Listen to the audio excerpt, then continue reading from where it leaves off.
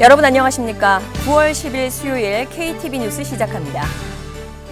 미국 이민당국에 구금된 한국인 노동자들이 이르면 현지 시간 10일, 한국 시간으로는 내일 새벽 전세기를 타고 귀국길에 오릅니다. 구금 엿새 만인데요. 정부는 구금 현장과 워싱턴 DC에서 막바지 전방위 협상을 벌이고 있습니다. 문기혁 기자입니다. 미국 이민당국에 체포된 한국인 노동자 300여 명이 이르면 현지 시간 10일 오후 전세기를 타고 귀국길에 오릅니다. 구금 엿새만으로 한국 시간으론 내일 새벽입니다. 미국 애틀란타 공항에서 출발해 이날 늦은 오후 한국에 도착할 것으로 예상됩니다. 정부는 전원을 자진 출국 형태로 가장 빠른 시일 내에 귀국시키기 위해 미국 측과 막바지 세부 협의를 진행하고 있습니다. 다만 전원이 자진 출국으로 귀국할지는 탑승 집계 후 확인이 가능하다고 외교부 당국자는 전했습니다. 현지 시간 9월 10일 수요일 우리 전세기가 미국을 출발하는 것을 목표로 외교부 등 우리 정부와 관계 기업 및 항공사 측이 최선의 노력을 다해 준비하고 있습니다. 전세기 귀국 일정에는 박윤주 외교부 1차관이 동행하는 것으로 알려졌습니다.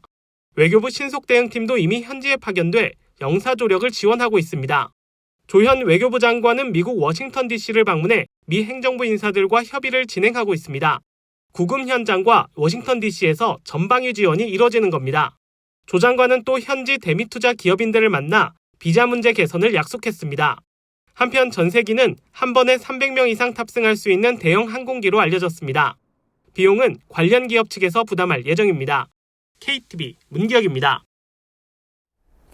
정부는 지난달 경제성장 전략으로 초혁신 경제 15대 선도 프로젝트를 선정했는데요.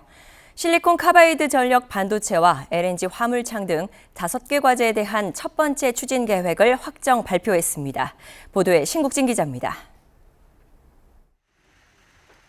구윤철 경제부 총리는 성장전략 태스크포스 겸 산업경쟁력 강화 관계장관회의를 주재하고 초혁신 경제 15대 프로젝트는 성장 잠재력을 높이기 위한 필승 전략이라고 강조했습니다.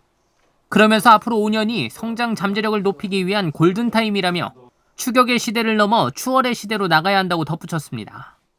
구 부총리는 이를 위해 문제 해결 방식과 정부의 역할 모두 달라져야 한다며 초혁신 기술 아이템의 문제 해결에 킹핀을 구체화해 성과를 내야 한다고 말했습니다.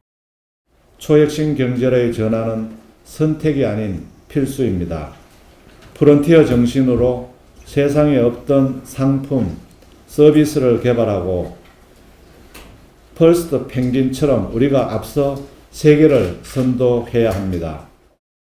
회의에서는 지난달 발표한 초혁신 경제 15대 선도 프로젝트 가운데 5개 과제에 대한 첫 번째 추진 계획을 공개했습니다. 첫 번째 추진 계획에 포함된 프로젝트는 소재 부품 분야, SiC 전력 반도체, LNG 화물창, 그래핀, 특수탄소광 등 4개와 K붕업 분야 K식품입니다. 정부는 우선 현재 10%에 불과한 SiC 전력 반도체의 기술 자립률을 2030년까지 20%로 높일 계획입니다. 이를 위해 총 902억 원의 국비를 투자하고 산학 연계 전문 인력 양성과 실증 인프라를 구축하기로 했습니다. 세계 1위 LNG 운반선 수주국임에도 불구하고 아직 핵심 기술인 화물창의 외국 기술 의존도가 높은 LNG 화물창은 내년부터 한국형 화물창 실증 사업에 착수합니다. 2030년 탑재 선박 수주를 1차 목표로 글로벌 LNG선 점유율을 2030년 70%까지 높일 계획입니다. 상당한 투자를 통해 원천 기술을 확보한 그래핀 역시 상용화 기술 개발을 지원하고 수요와 공급 기업 협력 프로젝트를 진행해 기술 성과 창출에 나서기로 했습니다. 특수탄소광은 자동차, 조선 등 수요 산업과 연계해 차세대 특수탄소광 개발에 나서 2030년까지 조선, 에너지용 후판 세계 1위, 자동차용 판재 세계 2위 수준으로 육성한다는 전략을 세웠습니다. K식품은 수출 거점 제외 공간을 지정해 공동 물류센터를 확대하는 등 경쟁력을 강화하기로 했습니다. 초혁신 경제 선도 프로젝트의 성공적 이행을 뒷받침하기 위해 기업과 주관부처 중심으로 선도 프로젝트 추진단을 9월 중 신속하게 구성 운영하겠습니다. 정부는 선도 프로젝트별 로드맵 등 세부 이행 계획을 11월까지 마련하고 가시적인 성과를 속도감 있게 도출하겠다고 밝혔습니다. KTV 신국진입니다.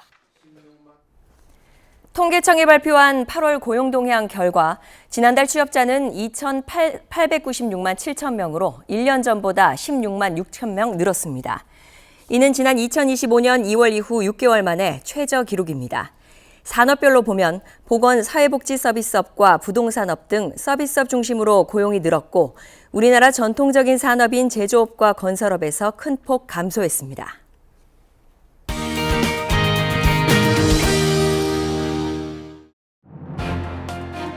오늘의 주요 정책 소식입니다. 미국에 구금된 한국인들이 현재 시간 10일 오후 귀국길에 오를 것으로 보입니다. 정부는 미국 측과 막바지 협의를 진행하고 있습니다. 정부가 초혁신 경제 전환을 목표로 하는 15대 선도 프로젝트를 본격 추진합니다. LNG 화물창 등 5개 과제에 대한 첫 번째 추진 계획을 확정 발표했습니다.